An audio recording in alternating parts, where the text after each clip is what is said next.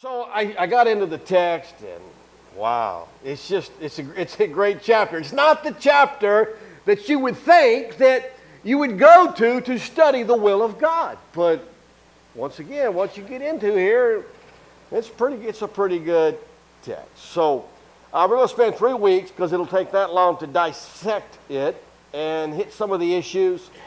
So let's get going. Let's talk about why I'm here. You know, it's interesting because our lives are not like the Apostle Paul. Now when you become a believer, the game changes. When the Apostle Paul was saved on the road to Damascus, the game changed.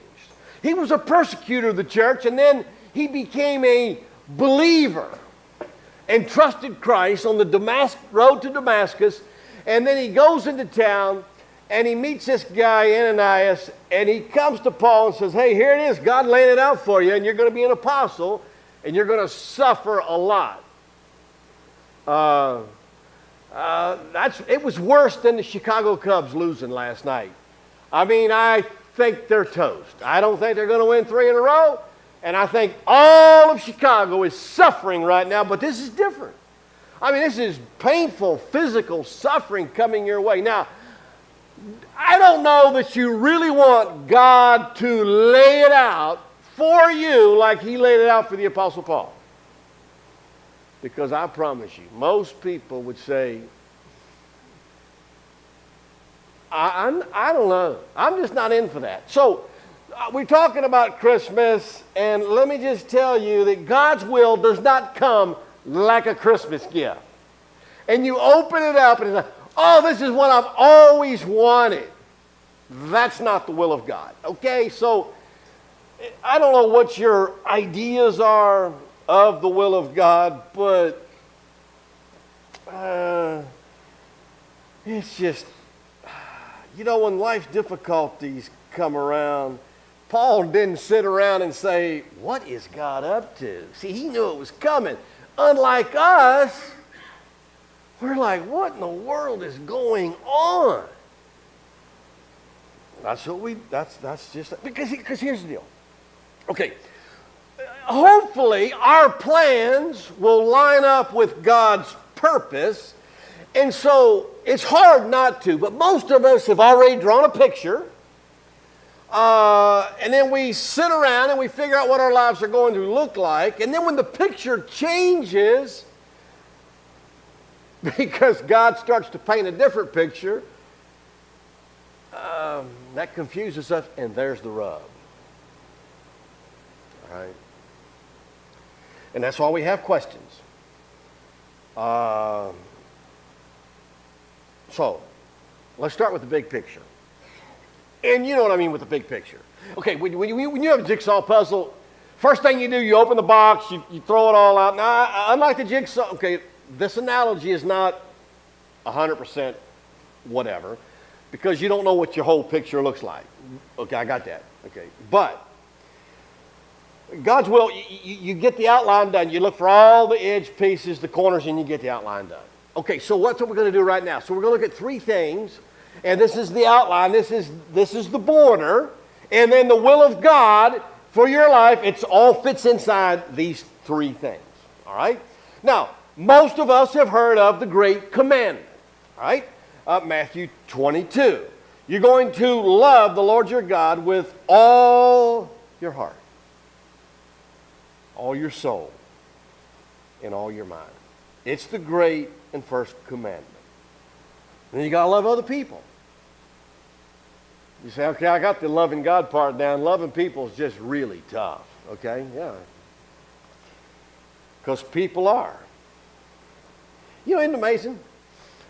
There are people who are commanded to love you. You ever think you ever wonder if you're very lovable? You ever wonder about that?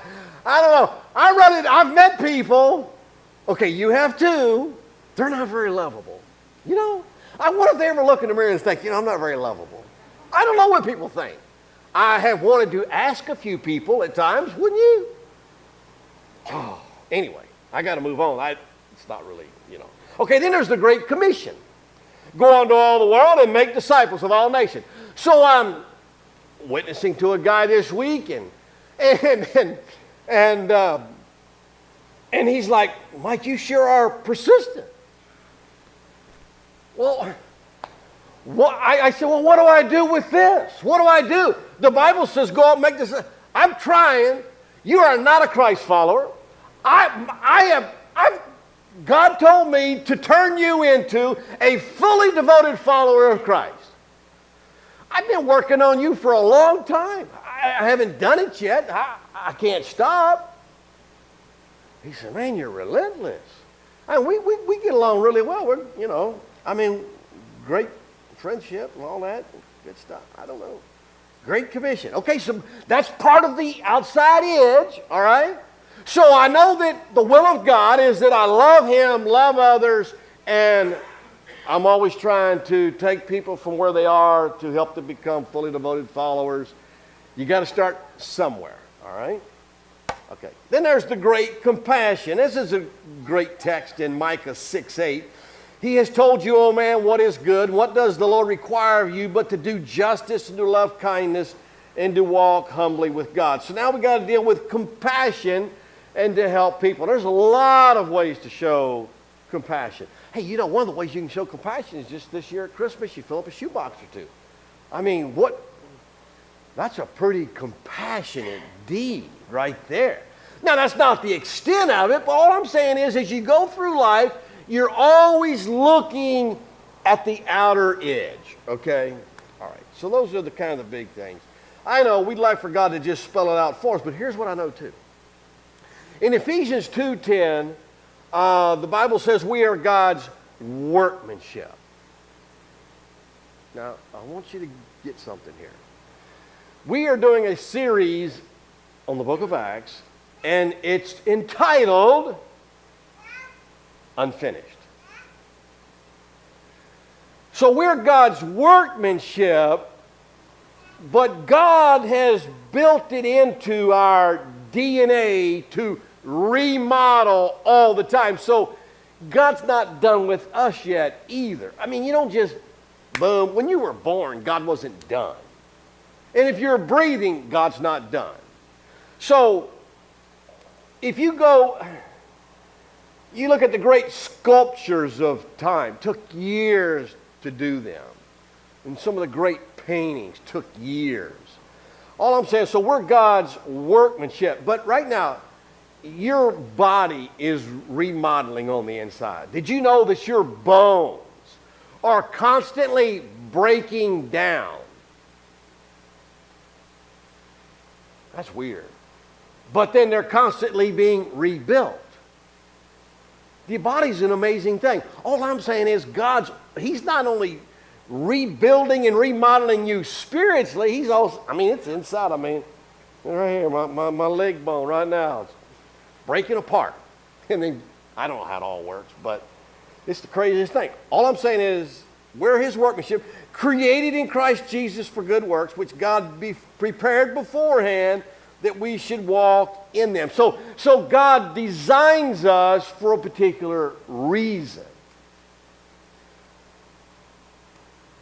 Now, let me just say this. Everybody wants to know today what it is.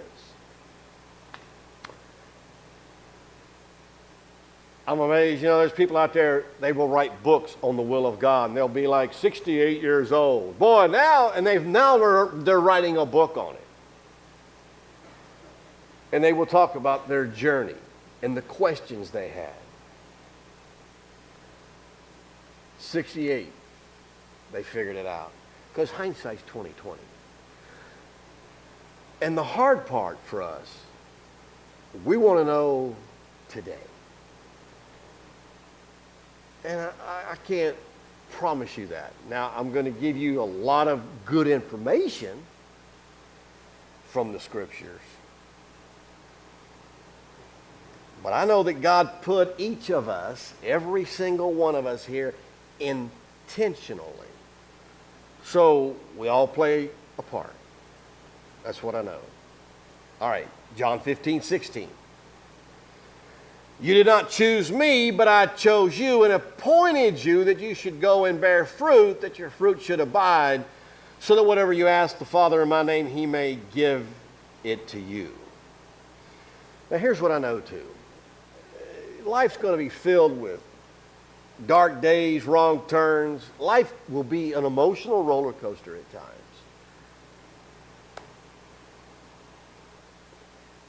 And if you get nothing else, maybe this will help you the most and the least. All right, and here it is. Sometimes nothing will help. Now, that's kind of hard to say because I'm like, I like to think that if you come here, I'm going to give you help. I'm going to give you hope. And here's what I know. You will have days, weeks, months, and there will be times in your life where nothing will help. Psalm 23 won't help. Now, I know there are times when it's going to be tremendous help. All I'm saying, there will be times when nothing will help. Now, that almost sounds like that couldn't be true. No, I'm telling you, there will be times when nothing's going to help.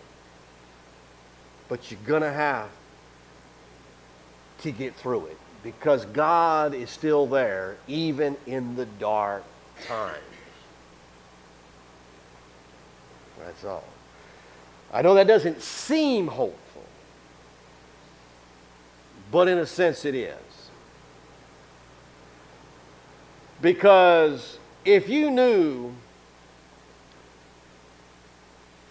that no matter what came your way, there would always be a bright sun shining, I can't promise you that. So all I'm saying is, let's just be honest. All right? And that's what I'm trying to be. But here's what I know. Then what's going to sustain me? Here it is. Your faith. And I know there are people who think, you mean it's come to that? My faith?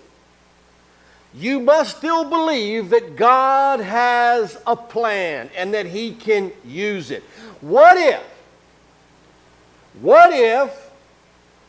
his plan is simply for you to be a testimony to the next generation?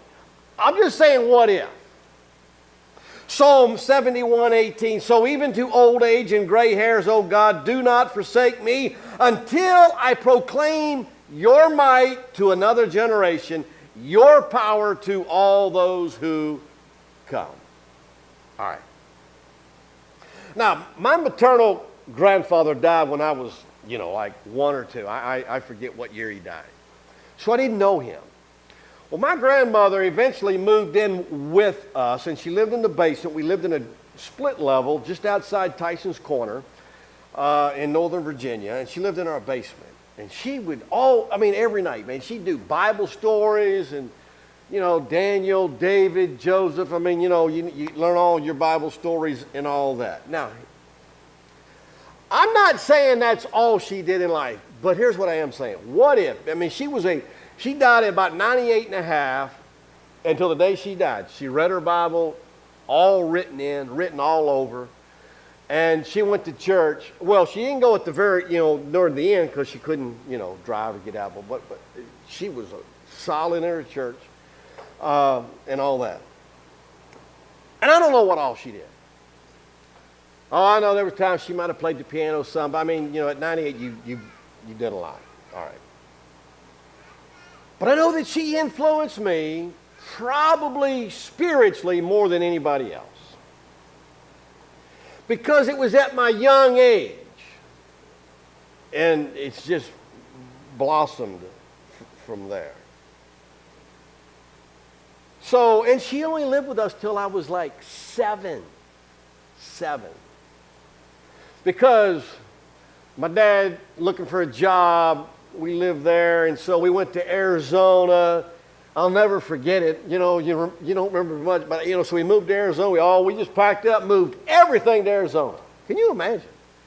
At the time, there's 4 kids. Matt wasn't born yet, so we all moved to Arizona, bought a house, rented a house. I don't know what we did because I never really asked my dad. Doesn't matter. And we only lived there for 1 month. And this guy who Dad knew that moved out there, that the work wasn't whatever. So we moved back in a month. Well, my grandmother loved it. We'd found a church. She stayed there. So she didn't live, but so she only lived with us for like a year, year and a half. And she influenced me. Now, let me ask you, what if your only purpose, and you know, if you're 30, you're not thinking of your grandkids right now, okay? What if that was your only purpose? I hate to say the word only, but that was your big purpose, to influence the next generation. Would that sustain you? Seriously. Would that keep you in the game? Because you knew the impact you could have on your grandkids. It's just something to think about. To simply be faithful all the days of your life and influence. Because over that time you will see God do things and you will be able to share those things. And you will be able to remind them that God is faithful. Let me remind you, my grandmother did that right after her husband died.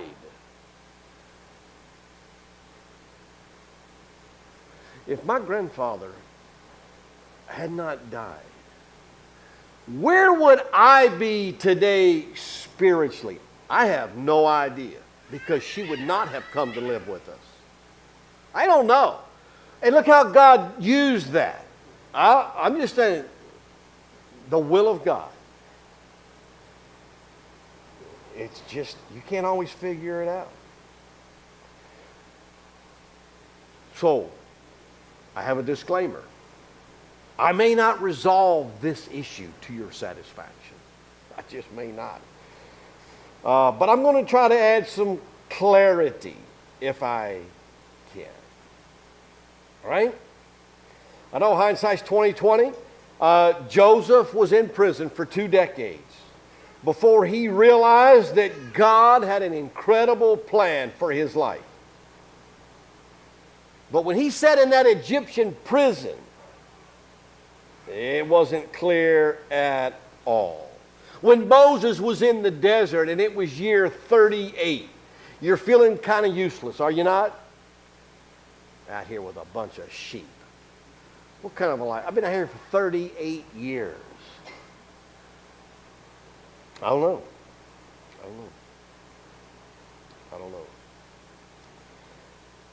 Here's another thing. We live in a world, even in church world, where we miss the talents and the value of people. In the Old Testament, Saul was the first king, and he didn't turn out so well. I mean, I get that. Listen, everybody loved Saul. He was tall, star quarterback of the football team. I'm sure they didn't have one, but they should have. But he was tall, dark, and handsome, right? I mean, he was it. So Israel said, whoa, what a king. So they chose him as the king. All right. Well, he didn't turn out, so Samuel has the task to go find another king, anoint another king. So he calls up Jesse, and I don't know why I do that. We don't really do that now. We pull it out of our pocket, but, I'm old school. So he pulls out the phone. He calls up Jesse. And, hey, Jesse, I got to come over. It's a pretty big deal. So Jesse says, okay, I'll have my boys here. So he shows up for the meeting. He goes through all the boys. And, of course, Eliab, the oldest, tallest, best looking, all that good stuff. And Samuel looks at Jesse and says, I don't know, man. God told me to come here, but none of these guys are it. You got any more kids? Jesse says, takes him to the side. Samuel, yeah, I got this other kid, but he's the runt of the litter, man. Man, you're looking for like the next king. Trust me, you don't want him. Come on, I didn't even bring him in because why would, this wouldn't work. I left him out with the sheep. And Samuel's like, you better get him in here because God told me to come in here. And so he comes in and he's like, Jesse, he's the one. He's it. I'm telling you, David's own father. Are you seeing where I'm going here with the will of God? David's own dad wasn't helping out. Do you understand even the responsibility as a parent? What role you could possibly have? I mean, if it was up to Jesse, David would have missed the will of God totally. Thankfully, God overruled.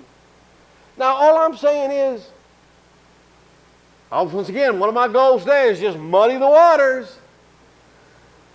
And I look out here and I'm like, I don't want to miss anything, any value that you have. But see, a lot of times we go by the externals. God's going by the internals. We just do. And see, we see the outside. We can't see the inside. And David caught the eye of God. He did. See, I know most people think David started out as a star, killing Goliath, because that's usually where the story starts. Okay, so David, he's the guy. He kills Goliath. He's going to be the next king. But do you know that over the next decade, plus a few years, he was on the run from King Saul? He's out in the desert, 400 men. He's got to take care of their families. How would you like to have that payroll? Do you think David was clear? Absolutely not. He wrote a lot of his Psalms, as I said, I believe, last week, out of pain. Out of pain.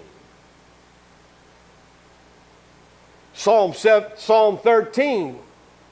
How long, O Lord, will you forget me forever? How long will you hide your face from me? How long must I take counsel in my soul and have sorrow in my heart all day long?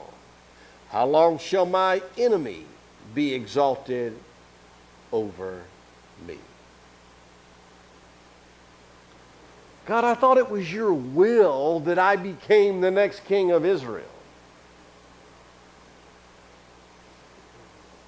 God says, well, it is, but you have to go through the election process like the Americans are going to go through in a few thousand years. It's horrendous. It's stupid. It's going to seem ridiculous, but somebody will eventually, you'll eventually get there. I don't know. So then Saul, now listen, here's another thing. I'm going to muddy the waters a little more. Because there are times people say, well, boy, all the stars lined up. Okay, so Saul, David and his men are in a cave. And Saul doesn't know it. And he has to take a trip to the restroom.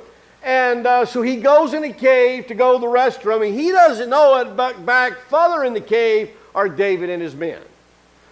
So I'll leave it to your imagination to figure out, with a bunch of guys in a cave and all that. But all I'm saying is, David had the opportunity to take Saul out, and all of David's men said, David, this is it. This is God's will. Now, wouldn't you think that was a layup? Seems like one. But I used to tell, when I coached soccer, and for the record, I don't know anything about soccer.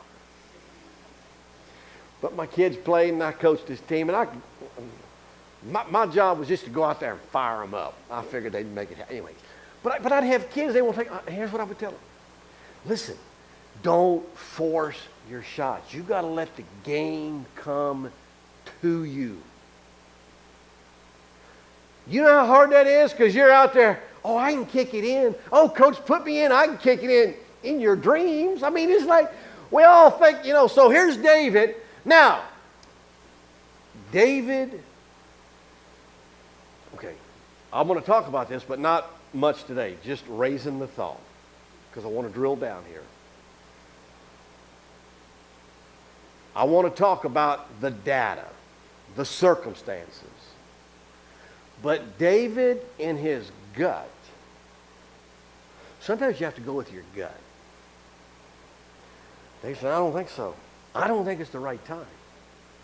I mean, he just cut off a portion of the garment, let Saul go, and didn't. And trust me, everybody in the cave thought David made a mistake.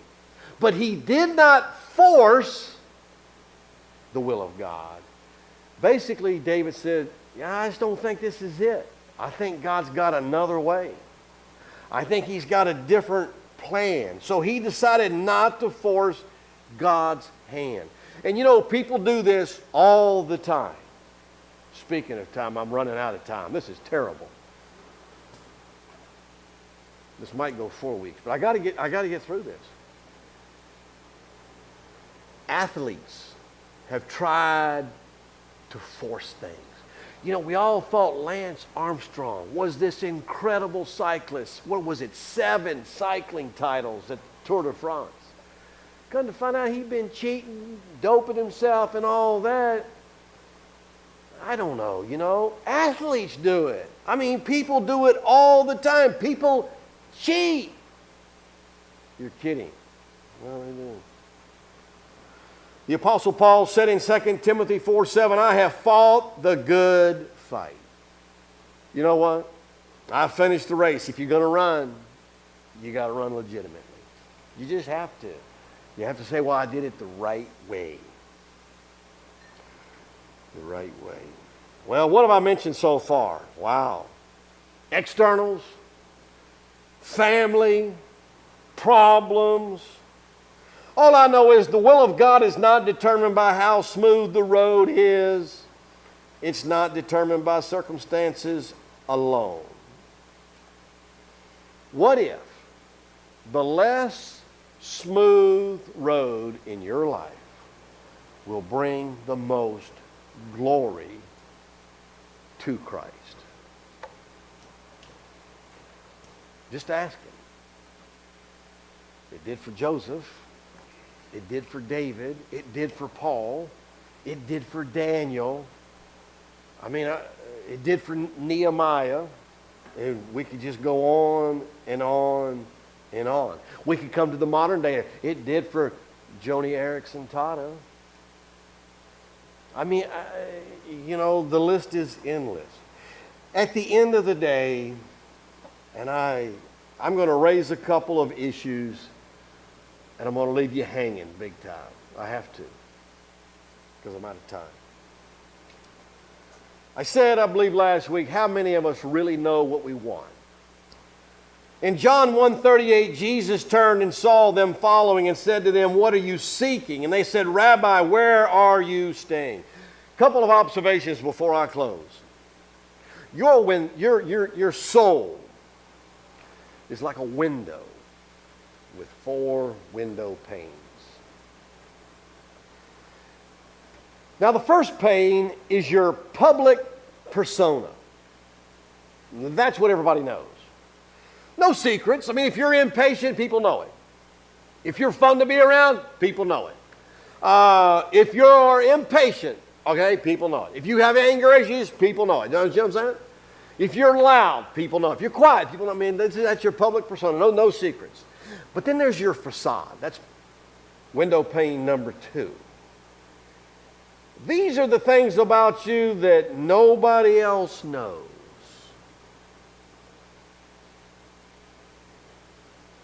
This is where you hide your deepest disappointments, your broken dreams, your hidden desires, and your secret sins.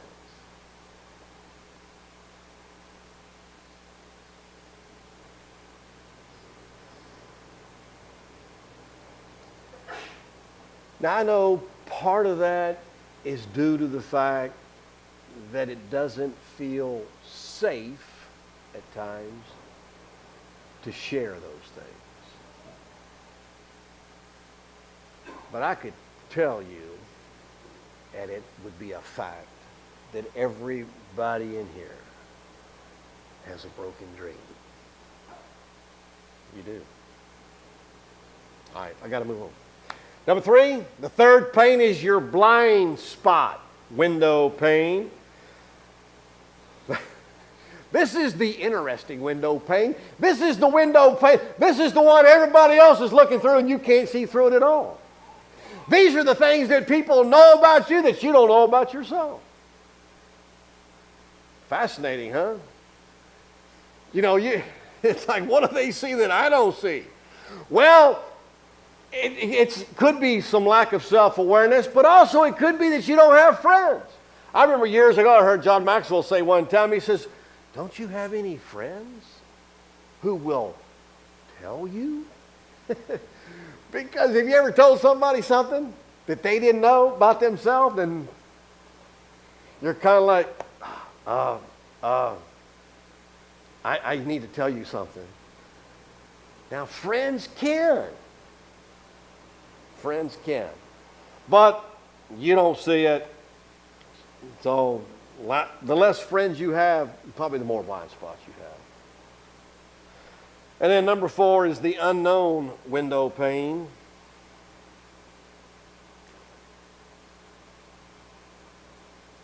There are things about you